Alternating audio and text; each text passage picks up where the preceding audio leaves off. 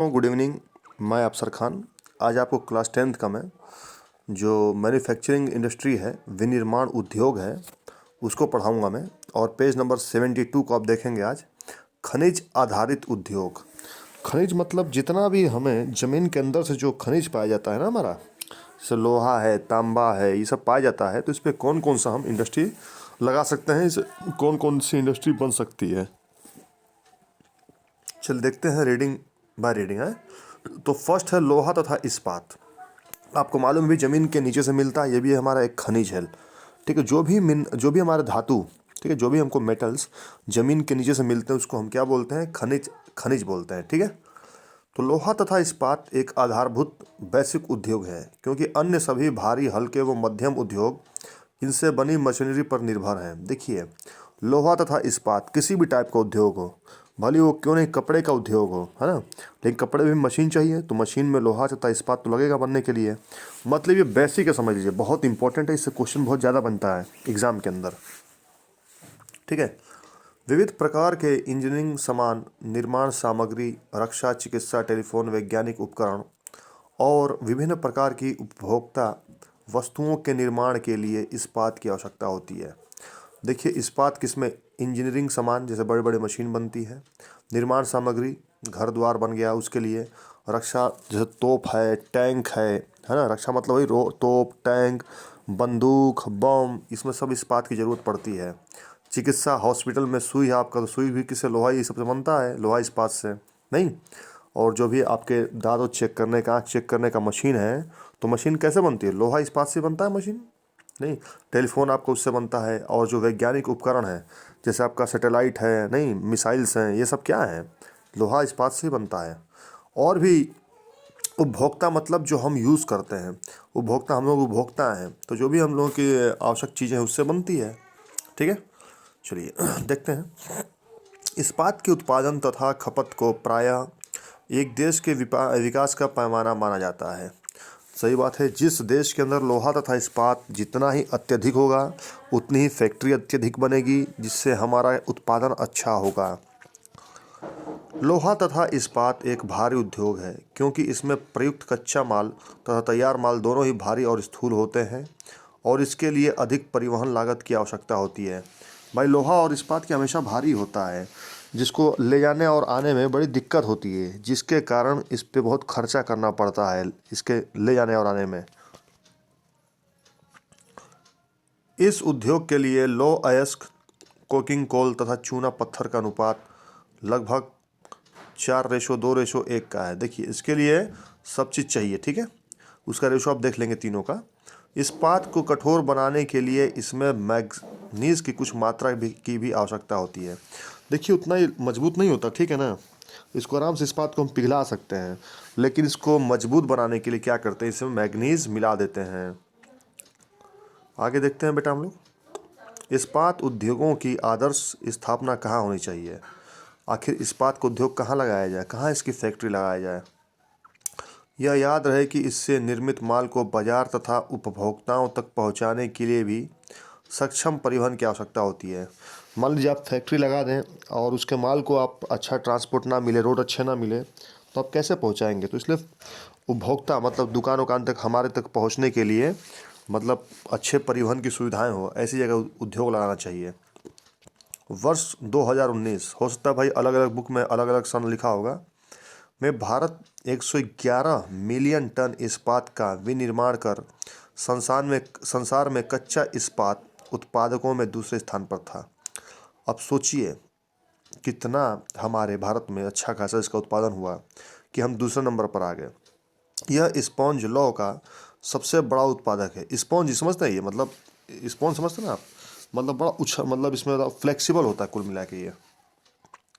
इस्पात के अधिक उत्पादन के बावजूद भी 2019 में यहाँ प्रति वर्ष प्रति व्यक्ति इस्पात की खपत केवल 74.3 किलोग्राम थी, जबकि इसी समय विश्व में प्रति व्यक्ति औसत खपत 229.3 किलोग्राम थी। अब सोचिए, हमारे भारत में इतना उत्पादन होता है लेकिन हमको कम मिलता है। इसका मतलब हम लोग ज़्यादा इस्पात बाहर बेचते हैं, ठीक है, निर्यात कर देते हैं। ठीक है, आगे देखते हैं आपको। अब आप देख लेंगे इसी समय भारत के 10 मुख्य संकलित उद्योग तथा बहुत से छोटे इस्पात संयंत्र है। देख सकते हैं आप लोग कहाँ कहाँ है, ये मैप में आपको मिल जाएगा। ठीक है, ये मैप बहुत इंपॉर्टेंट है, आप देख लेंगे। वैसे जब मैप में आपको प्रैक्टिस ये करना है, देखिए कुछ मैं आपको नाम बता रहा हूँ मैप में, ये अच्छे से प्रैक्टिस कर लीजिए। बोकारो के बारे में ज़्यादा पूछते हैं, बोकारो, जमशेदपुर और राउरकेला। ठीक है, ये आप लोग अच्छे से, बोकारो जो है आपका बिहार में पड़ जाता है। ठीक है, राउरकेला आप देख रहे हैं उड़ीसा में है, भिलाई छत्तीसगढ़। ठीक है, ये भद्रावती और सलेम ये भी कर लीजिएगा, जो साउथ सेक्टर में आ रही है। 4-5 अच्छे से आप बेटा नाम याद कर लीजिए, ये क्वेश्चन है बहुत इंपॉर्टेंट से, मैप पूछेंगे जरूर। आगे देखते हैं हम लोग। अब सार्वजनिक क्षेत्र के लगभग सभी उपक्रम अपने इस्पात को Steel Authority of India SAIL के माध्यम से बेचते हैं। सेल एक बहुत बड़ी कंपनी है। ठीक है, उसी में इस्पात बनता है बड़े स्तर पर और उसमें बेचा भी जाता है। ठीक है, 1950 के दशक में भारत तथा चीन ने लगभग एक समान मात्रा में इस्पात उत्पादित किया था। आज चीन इस्पात का सबसे बड़ा उत्पादक है। इस्पात की सर्वाधिक खपत वाला देश भी चीन है। देखिए 1950 में तो हम लोग बराबर में ही थे, लेकिन चीन अब क्या है, इसके उत्पादन में आगे निकल गया है। वहाँ बहुत खपत भी होती है क्योंकि वहाँ बहुत ज़्यादा इंडस्ट्री है। आपको मालूम है कि चीन के पास जितनी जनसंख्या है उतना इंडस्ट्री भी है, सब लोग वहाँ उसके एडजस्ट हो जाते हैं। ठीक है, तो जब भाई कोई भी जब वो इंडस्ट्री बनेगी तो उसमें इस्पात चाहिए, तो खपत तो होगी। भारत में छोटा नागपुर के पठारी क्षेत्र में अधिकांश लोहा तथा इस्पात उद्योग संकेंद्रित है। छोटा नागपुर का जो पठार है हमारा, है ना, ये जो उड़ीसा है, झारखंड, ये सब क्या है, छोटा नागपुर पठार के अंतर्गत आते हैं। यहाँ पर अधिकतर लोहा तथा इस्पात उद्योग है, जैसे टाटा है ना, टाटा आयरन स्टील कंपनी। इस प्रकार इस प्रदेश में इस उद्योग के विकास के लिए अधिक अनुकूल सापेक्षिक परिस्थितियां हैं। सही बात है, यहाँ कच्चा माल मिल जाता है इन क्षेत्रों में।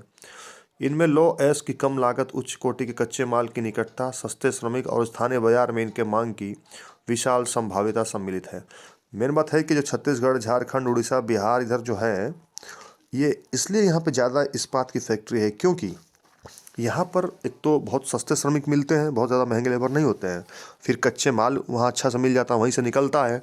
फिर बाज़ार भी वहाँ अच्छा खासा लगता है। भाई आदिवासी काम करते हैं, आदिवासी बहुत कम दाम में काम कर लेते हैं। यद्यपि भारत संसार का एक महत्वपूर्ण लौह इस्पात उत्पादक देश है, तथापि हम इनके पूर्ण संभाव्य का विकास नहीं कर पाए हैं। देखिए हमारे पास इस्पात तो बहुत ज़्यादा, लेकिन अभी भी हम इसको बहुत ज़्यादा डेवलपमेंट में नहीं ला पा रहे हैं। कारण बहुत सारे इसके, देखिए कारण क्या है, उच्च लागत तथा कोकिंग कोयले की सीमित उपलब्धता। एक तो बहुत ज़्यादा इसमें खर्चा है, और कोकिंग कोल हमारे उतना एक लिमिट वे में है, ख़त्म हो गया तो बहुत दिक्कत हो जाएगी। कम श्रमिक उत्पादकता, श्रमिक बहुत ज़्यादा मिलते नहीं इसको निकालने के लिए, इसमें बहुत मेहनत लगती है। ऊर्जा की अनियमित पूर्ति, हो सकता है भाई लाइट उट नहीं मिलता हो बहुत ज़्यादा वहाँ पे, है ना। भाई फैक्ट्री, इस्पात फैक्ट्री को लाइट चाहिए, लाइट उट मिलता नहीं वहाँ पे। अविकसित और संरचना आदि, अभी भी विकास नहीं हुआ इसका बहुत ज़्यादा। हम भी उच्च कोटि का इस्पात दूसरे देशों से आयात करते हैं, हालांकि हमारा कुल इस्पात उत्पादन घरेलू मांग पूर्ति हेतु पर्याप्त है।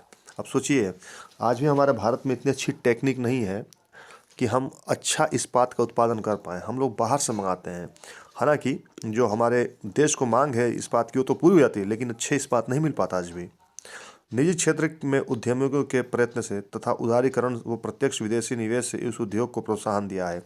देखिए उदारीकरण का मतलब लिबरलाइजेशन, कि अब इसमें बाहर से भी, मतलब जो बाहर भी कंपनी, इस्पात की कंपनी, उनको भी आने दिया जा रहा है, जिसके कारण भारतीय इस्पात प्रौद्योगिकों को उद्योग को बहुत प्रोत्साहन मिला है।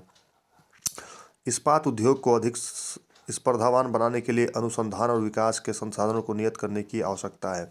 सही बात है भाई, इसमें अनुसंधान बनाने होंगे, है ना, तो और बड़े बड़े कार्यशाला, प्रयोगशाला बनानी होगी ताकि और डेवलपमेंट कर सकें। चलिए बेटा, आज का लेक्चर यहीं एंड होता है, और अब कल के लेक्चर हम लोग देखेंगे। थोड़ा नीचे आप ग्राफ देख लें, जो बिल्डिंग बनी है देखिए, इसमें इंडिया कहाँ जा रहा है और चीन कहाँ जा रहा है, ये देखिएगा थोड़ा सा। ओके, थैंक यू बेटा।